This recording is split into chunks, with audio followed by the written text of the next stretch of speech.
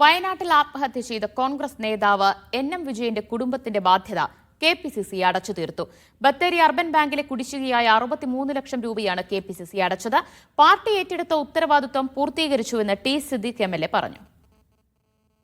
N വിജയന്റെ ആത്മഹത്യയും തുടർന്നുണ്ടായ വിവാദങ്ങളും വയനാട്ടിൽ കോൺഗ്രസിനെ പ്രതിസന്ധിയിലാക്കിയിരുന്നു. വിജയന്റെ കുടുംബത്തിന്റെ ബാധ്യതയായി ബത്തേരി അർബൻ ബാങ്കിൽ ഉണ്ടായിരുന്ന 63 ലക്ഷം രൂപയാണ് KPCC അടച്ചു തീർത്തത്.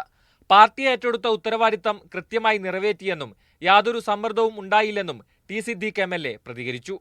ആരെന്ത് പറയുന്നു എന്നുള്ളതല്ല പാർട്ടിയുടെ മുമ്പിലുള്ള പ്രശ്നം. KPCCക്ക് ഫണ്ടില്ലായിരുന്നു. അതുകൊണ്ട് തന്നെ ഞങ്ങൾക്ക് ആദ്യം പറഞ്ഞ രണ്ട് കാര്യങ്ങളും പൂർത്തീകരിക്കുന്നതിൽ ചെറിയ കാലവിളംബം ഞങ്ങൾക്ക് വന്നിരുന്നു. മാധ്യമങ്ങളിലൂടെയാണ് വാർത്ത അറിഞ്ഞതെന്ന് എൻ വിജയന്റെ മരുമകൾ പ്രതികരിച്ചു. നമ്മളോട് ആരും ഇതിനെപ്പറ്റിയല്ല, അക്കൗണ്ടിലേക്കൊന്നും ക്യാഷ് വന്നിട്ടില്ല. അവര് ആദ്യം നമ്മളുമായിട്ട് അവര് കോണ്ടാക്ട് ചെയ്തിട്ട് ഇത്രയും പ്രശ്നങ്ങൾ വന്നതിന് ശേഷം ഒരാളും നമ്മൾ ഇതുവരെ കോണ്ടാക്ട് ചെയ്തിട്ടില്ല. വിഷയം CPM ഉൾപ്പെടെ ഏറ്റെടുക്കുകയും വയനാട്ടിൽ പ്രതിഷേധം സംഘടിപ്പിക്കുകയും ചെയ്തിരുന്നു. എൻ വിജയന്റെ കുടുംബം മുഖ്യമന്ത്രിയെ കണ്ട് പരാതിയും നൽകിയിരുന്നു. മീഡിയ 1 വയനാട്.